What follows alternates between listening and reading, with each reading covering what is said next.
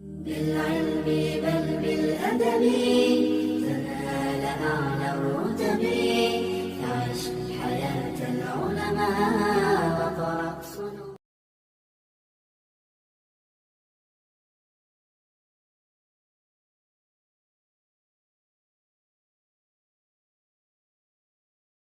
రమదాన్ కొరకు మనం అన్న ఈ కార్యక్రమంలోకి మిమ్మల్ని హృదయపూర్వకంగా ఆహ్వానిస్తున్నాను. అస్సలాము అలైకుం వరహ్మతుల్లాహి వబరకాతు. అల్లాహ్ యొక్క శాంతి శుభాలు మీ అందరి జీవితాలలో వర్షించుగాక. ఆమీన్. సోదరులారా, అతి పవిత్రమైనటువంటి వరాల వసంతం రమదాను మాసం అతి దగ్గరలోనే ఉంది. కొద్ది రోజుల్లోనే మనము అతి పవిత్రమైనటువంటి రమదాను మాసంలో మనము అడుగు పెట్టనున్నాము. ఈ సందర్భంగా నేను ముస్లిం సోదరులకు ఒక సందేశం ఇవ్వదలిచాను. ఆ సందేశం ఏమిటంటే, సోదరులారా, చాలా మంది ముస్లిం సోదరులు రమదాను మాసంలో షిర్కు చేస్తూనే ఒకవైపు రమదాను మాసంలో ఆరాధనలన్నీ చేస్తూ ఉంటారు. ఉదయం నుంచి సాయంత్రం వరకు 15 గంటల పాటు ఆకలి దప్పులకు తట్టుకొని ఉపవాస వ్రతాన్ని పాటిస్తారు. రాత్రుల పూట గంటలు నిలబడి తరావీహ్ నమాజు చేస్తూ ఉంటారు. మరి అతి పవిత్రమైనటువంటి రమదాను మాసంలో ఉమ్రా చేసేటటువంటి వారు కూడా ఉన్నారు. మరియు పవిత్రమైన రమదాను మాసంలో జకాతు, సదకాలు, ఇంకా ఇఫ్తార్లు, సహరీలు లాంటి సత్కార్యాలు చేసేటటువంటి వారు కూడా చాలా మంది ఉన్నారు. అయితే రమదాను మాసంలోనే కాదు, ఇతర మాసాలలో కూడా తాము చేసినటువంటి నమాజుకు కానీ, రోజాకు కానీ, హజ్జుకు కానీ, ఉమ్రాకు కానీ, సదకాలకు కానీ, జకాతుకు కానీ, ఇంకా కుర్బానీ, ఇతర ఆరాధనలు ఏవైనప్పటికీ కూడా వాటన్నింటికి అల్లాహ్ దగ్గర పూర్తి ప్రతిఫలం రావాలంటే తప్పనిసరిగా అతను తౌహీద్తో పాటు అల్లాహ్ను ఆరాధించాలి. అతను తౌహీద్ మీద దృఢంగా ఉండి అల్లాహ్ను ఆరాధించాలి. అలా గనక ఆరాధించకుండా షిర్కుతో కూడినటువంటి ఆరాధన చేసినట్లయితే గనక అతని ఆరాధనకు అల్లాహ్ వద్ద ఎలాంటి పుణ్యము రాదు. కావున చెబుతున్న మాట ఏమిటంటే, రమదాను మాసంలో మీరు అడుగు పెట్టక ముందే మీ హృదయాలలో ఉన్నటువంటి బహుదైవారాధనను తుడిచేసి మీరు అడుగు పెట్టండి. రమదాను మాసం రాకముందే మీ హృదయాన్ని శుద్ధి చేసుకోండి, మిమ్మల్ని మీరు పవిత్రం చేసుకోండి. ఎందుకంటే అతి పవిత్రమైనటువంటి రమదాను మాసంలో మీరు చేసేటటువంటి ఏ సత్కార్యమైనా సరే అల్లాహ్ వద్ద అది కుబూల్ కావాలంటే మీ హృదయంలో కానీ, మీ శరీరం మీద కానీ, మీ విశ్వాసంలో కానీ, మీ ఆచరణలో కానీ ఏ మాత్రం షిర్క్ అనేది రవ్వంత కూడా ఉండకూడదు. ఒక వ్యక్తి ఔలియాల పైన భక్తిని తన హృదయంలో పెట్టుకొని నమాజు చేయటం వల్ల ఎలాంటి లాభము లేదు. ఒక వ్యక్తి మెడ నిండా, చేతి నిండా, నడుముకు తాయెత్తులు, దారాలు కట్టుకొని ఆ వ్యక్తి నమాజు చేయడం వల్ల ఎలాంటి లాభాన్ని పొందలేడు. కావున హృదయంలో బాబాల మీద, ఔలియాల మీద భక్తిని, విశ్వాసాన్ని పెట్టుకొని శరీరం మాత్రం అల్లాహ్ కోసం మస్జిద్కు వచ్చి నమాజు చేస్తే అలాంటి ఆరాధనకు ఎలాంటి ప్రతిఫలం అనేది, పుణ్యం అనేది రాదు సోదరులారా. కావున చెబుతున్న మాట ఏమిటంటే, మీరు ఒక ఇల్లు కట్టుకుంటారు. ఆ ఇల్లు స్థిరంగా, దృఢంగా నిలబడాలంటే దానికి మీరు ఏం చేస్తారు? పునాదులు చాలా గట్టిగా వేస్తారన్నమాట. అదేవిధంగా ఒక చెట్టు గాలికి అటు ఇటు ఊగకుండా, పడిపోకుండా ఉండాలంటే మొదలు దృఢంగా ఉండటానికి మీరు ప్రయత్నాలు చేస్తారు. అదేవిధంగా మీరు చేసే ఏ సత్కార్యమైనా, ఏ పుణ్యకార్యమైనా అల్లాహ్ దగ్గర అది కుబూల్ కావాలంటే మీరు షిర్కు లేనటువంటి ఆరాధన చెయ్యాలి. అల్లాహ్ సుబ్హానహు వ తఆలా సూరా అల్ బయ్యన 5వ ఆయతలో ఇలా తెలియజేస్తున్నాడు, వమా ఉమిరు ఇల్లా లియఅబుదుల్లాహ ముఖ్లిసీన లహుద్దీన హునఫా వయుకీముస్ సలాత వయుతుజ్ జకాత వజాలిక దీనుల్ ఖయ్యిమ. వారు అల్లాహ్ను మాత్రమే ఆరాధించాలని, తమ ధర్మాన్ని కేవలం ఆయనకు మాత్రమే ప్రత్యేకించుకోవాలని, వారు ఏకాగ్ర చిత్తులై నమాజును స్థాపించాలని, జకాత్ ఇస్తూ ఉండాలని వారికి ఆదేశించడం జరిగింది. దాలిక దీనుల్ ఖయ్యిమ, ఇదే స్థిరమైనటువంటి ధర్మం అని అల్లాహ్ సుబ్హానహు వ తఆలా చెప్పాడు. కావున ఏకాగ్ర చిత్తులై మీరు నమాజు చేయాలి. మీ ధర్మాన్ని కేవలం అల్లాహ్ ఒక్కడికే ప్రత్యేకించుకోవాలి. మీ హృదయాలలో బాబాల పట్ల, దర్గాల పట్ల, సమాధుల పట్ల భక్తిని, విశ్వాసాన్ని పెట్టుకొని మీరు తరావీహ్ నమాజులు చదివితే లాభం లేదు. మీరు తాయెత్తుల మీద, దారాల మీద, మూఢ నమ్మకాల మీద, వాస్తుల మీద, శకునాల మీద, జ్యోతిషం మీద నమ్మకం ఉంచి మీరు రంజాన్ 30 రోజులంతా ఉపవాసాలు పెడితే ఎలాంటి లాభాన్ని పుణ్యాన్ని మీరు పొందలేరు. కావున సోదరులారా, ఇప్పుడే ఈ క్షణమే మీ హృదయాలలో ఆ దర్గాల పట్ల, ఆ సమాధుల పట్ల పూజా భావము, ఆరాధన భావం ఏదైనా ఉంటే తీసివేయండి.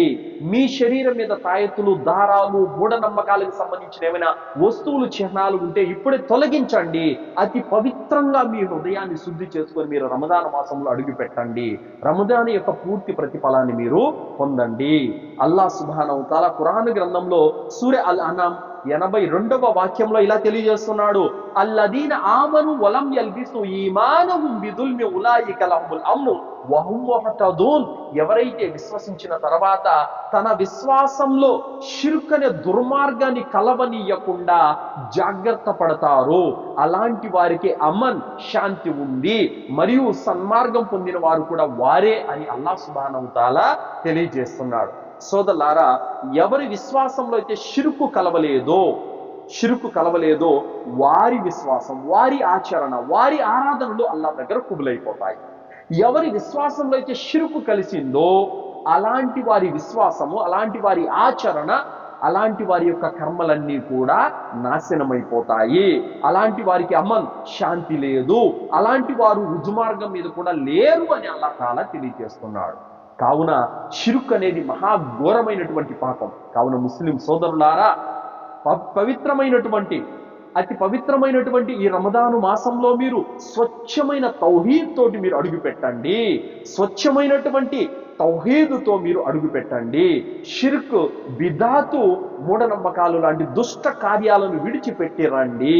సోదరులారా, చాలా మంది ముస్లింలు అనుకుంటూ ఉంటారు, మేము ఔలియాలను ఆరాధిస్తున్నాము, ఎందుకంటే వారు ఇస్లాంను మన దేశానికి తీసుకొచ్చారు కాబట్టి అందుకోసం మేము వారికి ఆరాధన చేస్తున్నాము అని అంటున్నారు. సోదరులారా, ఇప్పుడు నాకు ఇస్లాం ధర్మ జ్ఞానాన్ని నేర్పించిన గురువు ఉన్నారు, ఆయన చనిపోయారనుకోండి. ఇప్పుడు నాకు ఆయన పట్ల ప్రేమ ఉంది, అభిమానం ఉంది, వినయం ఉంది, విధేయత ఉంది. మరి నేను ఇప్పుడు ఏం చేయాలి? ఆయనకు పెద్ద సమాధి కట్టి ఆ సమాధి మీద పూలమాల వేసి అక్కడ టెంకాయలు కొట్టి ఆ సమాధి చుట్టూ తిరగాల? ఏం చేయాలి? ఇలా చేయకూడదు. ఏం చేయాలి? ఆయన ఏదైతే నాకు విశ్వాసాన్ని, జ్ఞానాన్ని నేర్పాడో దాన్ని నేను అమలు చేయాలి. ఏదైతే ఆయన నాకు నమాజ్ చేయమని ఆదేశించాడో ఆ నమాజు నేను విడిచిపెట్టకుండా చేయాలి. ఏ సత్కార్యాలైతే ఆయన నాకు నేర్పించి వెళ్ళారో ఆ సత్కార్యాలు నేను చనిపోయేంత వరకు చేస్తూనే ఉండాలి. ఇది నిజమైనటువంటి పూర్వీకుల పట్ల, ఔలియాల పట్ల, గురువుల పట్ల నిజమైనటువంటి ప్రేమ, అభిమానం అంటే. ప్రేమ, అభిమానం అంటే వాళ్ళు ఏ ధర్మాన్ని అయితే నేర్పించారో దాన్ని నేర్చుకోవటము, ఆచరించటం సోదరులారా. అంతేకాని వారు చనిపోతే వారి సమాధులు ఎత్తుగా నిర్మించి అక్కడికి వెళ్ళి అధర్మ కార్యాలు చేయటము, దీపాలు వెలిగించడం, అగరత్తులు వెలిగించడం, దువాలు చేయడము, సద్దాలు చేయటము, వారి పేరు మీదుగా ఉరుసులు నిర్వహించటము, ఈ అధర్మ కార్యాలు చేయటము వారి మీద భక్తి అవ్వదు, వారి మీద అభిమానము అవ్వదు, వారి మీద ప్రేమ అవ్వదు సోదరులారా. కావున చెబుతున్న మాట ఏమిటంటే, మీ హృదయాలలో ఔలియాల పట్ల భక్తిని, సమాధుల పట్ల భక్తిని, విశ్వాసాన్ని పెట్టుకొని రంజాను మాసంలో మీరు అడుగుపెట్టి 30 రోజాలు కాదు కదా, 300 రోజాలు పెట్టినా కూడా మీకు పావలా అంత పుణ్యం కూడా రాదు, వృధా అయిపోతుంది. అలాగే మీరు ఒంటి మీద తాయెత్తులు, దారాలు, ఈ మూఢనమ్మకాలు, వాస్తులు, శకునాలు, జ్యోతిషం లాంటి యొక్క విశ్వాసాలు మరియు ఆచరణలు మీ యొక్క ఇంట్లో, మీ శరీరంలో అలాగే పెట్టుకొని మీరు రంజాన్లో అడుగుపెట్టి మీరు ఎన్ని తరావీ నమాజులు చేసినా, ఎంతమందికి ఇఫ్తార్లు తినిపించినా, ఎన్ని సహరీలు చేసినా మీకు పావలా అంత పుణ్యం కూడా రాదు. కావున ఆ దర్గాల వద్దకు వెళ్ళడం మానేయండి. ఆ సమాధులు పూజ, ఆరాధన, ఆ సమాధులను మొక్కటం ఆపేయండి.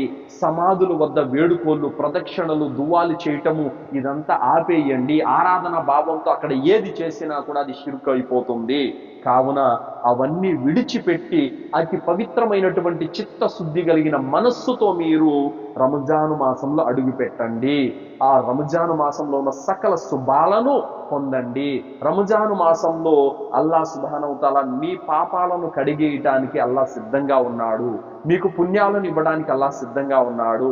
కావున మీ పుణ్యాలు ప్రసాదించబడాలంటే, మీ పాపాలు కడిగి వేయబడాలంటే మీరు షిర్కును బిదాతును వదిలిపెట్టి స్వచ్ఛమైన తౌహీద్తో మీరు రంజాన్ మాసంలో అడుగు పెట్టండి. రంజాన్లోనే కాదు, ఇతర మాసాల్లో కూడా తప్పనిసరిగా షిర్కు లేనటువంటి స్వచ్ఛమైన ఆరాధనతో మీరు అల్లాహ్ను ఆరాధించాలి. అప్పుడే మీకు పూర్తి ప్రతిఫలం లభిస్తుంది. కావున సోదరులారా, రమదాను మాసం అతి దగ్గరలోనే ఉంది. ప్రతి ఒక్కరు కూడా రమదాను మాసం కొరకు సిద్ధమైపోండి. ఈ క్షణమే ఇప్పుడే షిర్కును బిదాతును వదిలిపెట్టి తౌహీదు వైపునకు రండి. ఇన్షా అల్లా తరువాయి భాగంలో మనం కలుద్దాము. నా మాటలు ముగిస్తూ సెలవు తీసుకుంటున్నాను. వ ఆఖిరు దావానా అనిల్ హమ్దులిల్లాహి రబ్బిల్ ఆలమీన్. అస్సలాము అలైకుం వ రహ్మతుల్లాహి